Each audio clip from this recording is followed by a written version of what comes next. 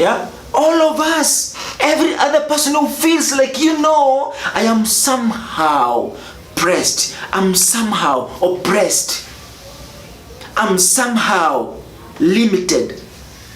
You see, every of those people, they were in the streets. So stop talking about the ones who stormed parliament are goons.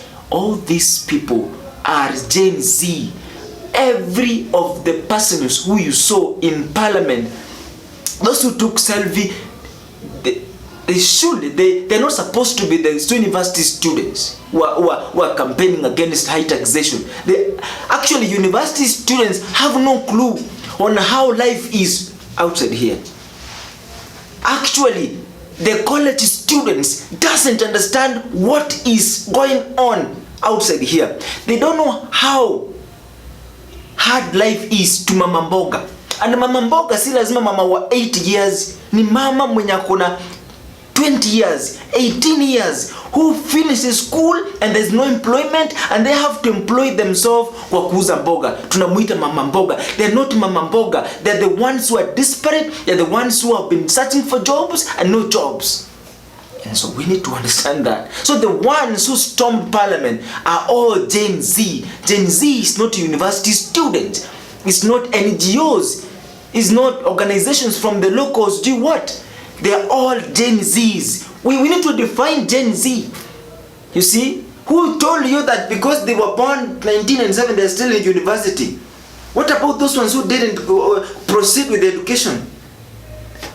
First year and no money, and they quit at school and they're struggling out here. Are they goons? Or are they not supposed to campaign against high taxation? Are they not supposed to speak for their freedom and rights? What do you mean? Vitu zingine baze tufikirie. Vitu zingine tufikirie. This is my obligation. This is what I have to speak to the people going to represent us kwa hii meeting ya Mr. Ruto yenye anawaitia. I want you to know this, and I want you to note this one down really careful. You have to be careful because Mr. President, he has a record of cunning. He is a cunning man. He's very cunning. Unaelewa? So when you go there and you are seated and there is a kati hapa, umekaa kwa ile kiti kubwa uko hivi and you feel like, oh yes, I am like, mimi ni mkubwa. Stop that nonsense. The ones who are going to represent us, I want you to get this. Number one, stick to the plan. Stick to the agenda. Stick. Understand? He will please you. He will please you with every kind of things that you want. Drinks, nini, hata pesa mtalipwa. I am sure mtapewa kitu kidogo, mwambiwe we ongea hivi. Na mkishaongea hivi atasema si unaona wamesema. And life will just get to the point that it has been. You understand? So once you get there, I want you to be as simple as possible. Stop this English. Babu Wino and the rest of the university students, stop this English. Nobody is going to buy your English. We want points. And the point number one is, there is this bottom-up model. And you said bottom-up model, we should support mama mboga, wale watu wako chini wainuke. Ask Mr. President to explain how far he has gone. Ask Mr. President to review his agendas about bottom up. If the bottom up is working or it has terribly failed. You understand? And the second question, did he see that the life expectancy of people and the economy inakaa mbaya kwa watu? Kama aliona, mbona alikuja na the bill? Mbona hakusikiza maoni ya watu? Mbona amesikiza maoni ya watu ndio amecancel? Unaelewa? Ask that question so that he can explain as to why. Must we complain ndio asikie? I want you to be very, very genuine and open-minded to ask Mr. President simple questions. So that is how simple you want to understand these things. Understand? Why did he finally cancel after deaths after destruction of properties? Why did he wait all this long? Loss of lives, vandalization of properties, theft. Vitu zimeibiwa, zimeharibiwa. Why did he wait for that long? Then another very serious question that you're supposed to ask Mr. President is, what is his plan for the growth of Kenya? Because all along we have been complaining. People complained about Kenyatta, people complained about Moi, people complained about Mwai, people complained about Uhuru, and people are complaining about Mr. President Ruto. And one of the major problems that we are complaining about is employment. It is consistent. You see, what is his plan on solving this problem? Unaelewa? Another question over the same is, kutafuta job abroad, is it the only solution? Can we create job here, or we have to go and work for the Arabs, for the white, for the yellow?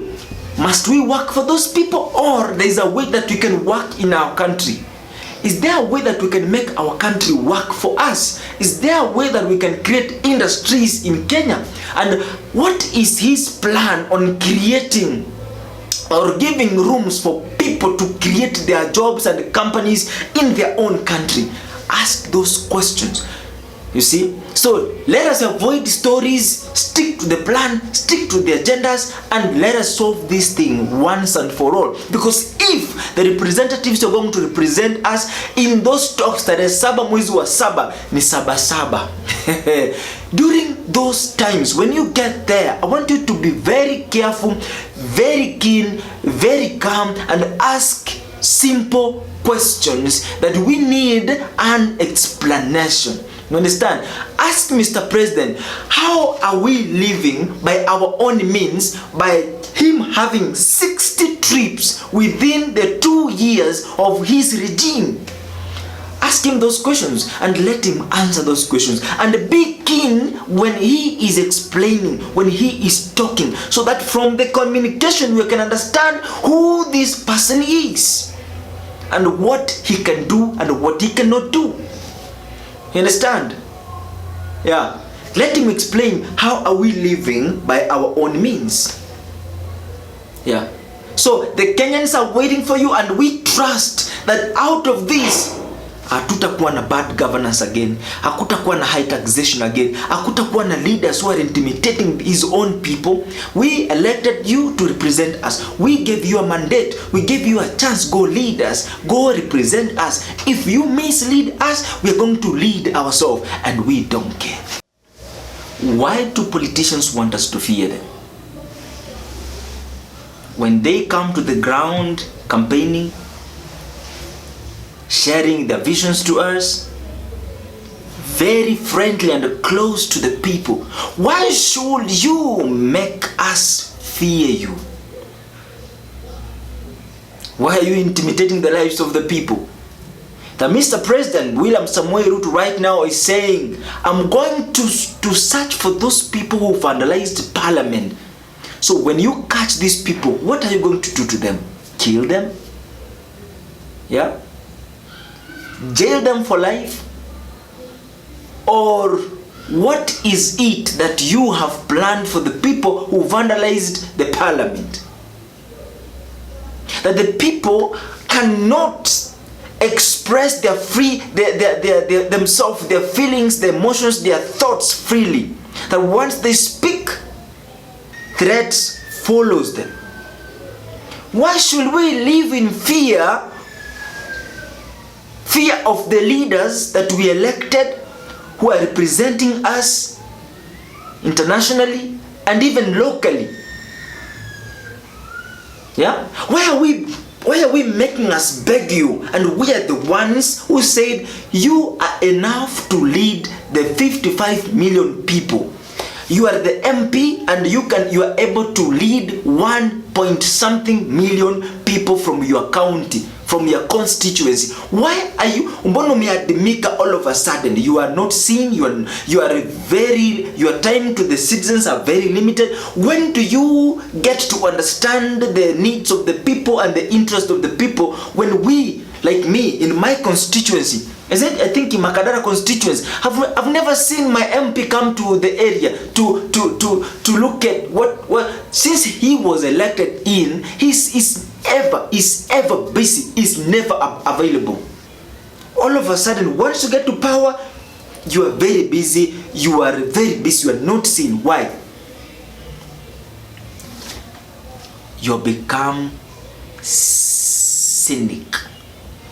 Your interest is to benefit yourself, and we know that. Yeah, Mr. President William Samoei Ruto, stop giving threats to the people that you are going to catch those goons who destroyed the parliament. The people who destroyed, the people who went to parliament are the young generation. The Gen Z are the ones who were in parliament. You understand? The people of the Republic of Gen Z is not university students. Oh, that is what you think. Those who are not in the university are goons. Oh, what does it mean to you? I don't understand. Stop giving us threats. Stop intimidating people that you are going to cast. Stop pleasing us. Gen Zs, stop being threatened. Stop being pleased. That now the president has exempted us from the vandalization that was done, the storm that was that caught the parliament. We are the ones, we the Gen Zs, all of them. If we have to be arrested, let all of us be arrested, because a Gen Z is not a university student. It's not a college student. If that is what Mr. President is thinking about.